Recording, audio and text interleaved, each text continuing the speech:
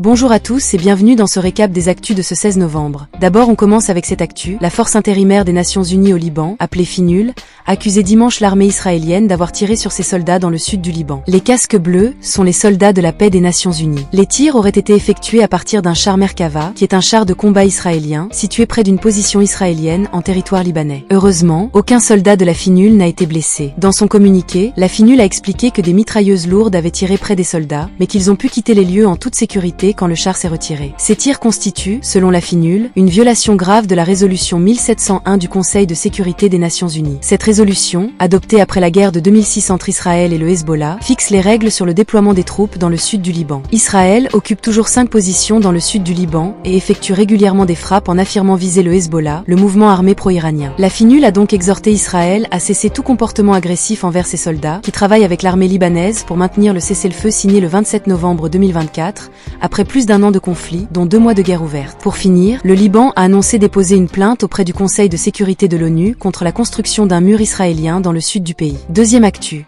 Au Sénégal, une nouvelle tentative de migration clandestine a été interrompue dimanche matin sur la plage de Mermoz, à Dakar. Une pirogue, supposée en partance pour l'Espagne, a été retrouvée abandonnée avec des denrées alimentaires, des sachets d'eau et de nombreuses bouteilles d'essence de 20 litres. Les occupants de la pirogue ont pris la fuite dès qu'ils ont aperçu un agent du groupement mobile d'intervention, GMI, chargé de la sécurité d'une ambassade. Le GMI est une unité spécialisée de la police sénégalaise pour les situations d'urgence et de sécurité critique. Les policiers ont sécurisé la zone en attendant l'arrivée des éléments de la Direction nationale de la lutte contre le trafic, DNLT. Le but des forces de l'ordre était de préserver les indices pour l'enquête et protéger le matériel abandonné. Les investigations viseront à comprendre l'origine de la pirogue, les conditions de son échouage et l'identité des personnes impliquées. Troisième actu. En France, les partis de gauche unitaires, notamment le Parti socialiste PS, les écologistes, l'Après, Debout et Génération.s, ont annoncé la tenue d'une primaire à l'automne 2026 pour désigner un candidat commun pour l'élection présidentielle de 2027. Une primaire est un vote organisé au sein d'un parti ou d'une coalition pour choisir son candidat. Cette décision a été prise lors d'une convention à Trappes, dans les Yvelines, sur le thème de l'éducation. Les leaders politiques présents ont souligné l'importance de l'union face à l'extrême droite. Cependant, les 2 candidats de gauche les mieux placés dans les sondages, Jean-Luc Mélenchon, LFI, et Raphaël Glucksmann, Place Publique, ont refusé de participer à cette primaire. 3 candidats sont déjà déclarés pour cette primaire. François Ruffin, Clémentine Autain et Marine Tondelier, qui sera officiellement désignée par son parti en décembre. Cette primaire vise à créer une dynamique pour rassembler les électeurs de gauche autour d'un projet commun et éviter la fragmentation du vote face aux forces politiques adverses. Quatrième actu. À Grenoble, dans le quartier Corrier-Beria, un adolescent de 12 ans a été grièvement blessé par des balles lors d'un point de deal de drogue dans la nuit du samedi 15 au dimanche 16 novembre.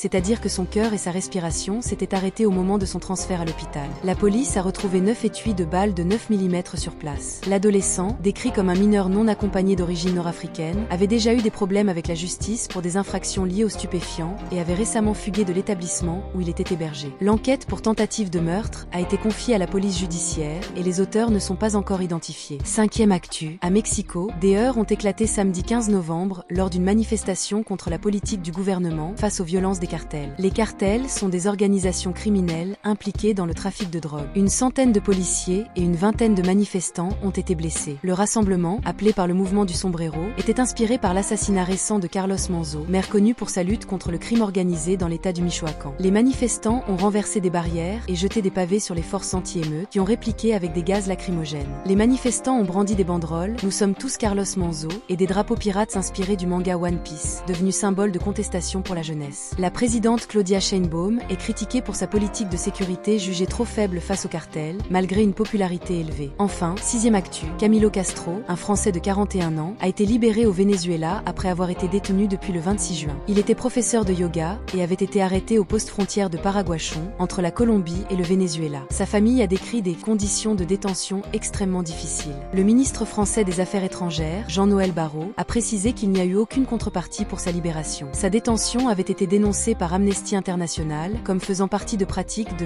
disparition forcée. Et voilà, c'était tout pour les actus du jour. Merci d'avoir regardé toute la vidéo. Je vous dis à bientôt. Prenez soin de vous.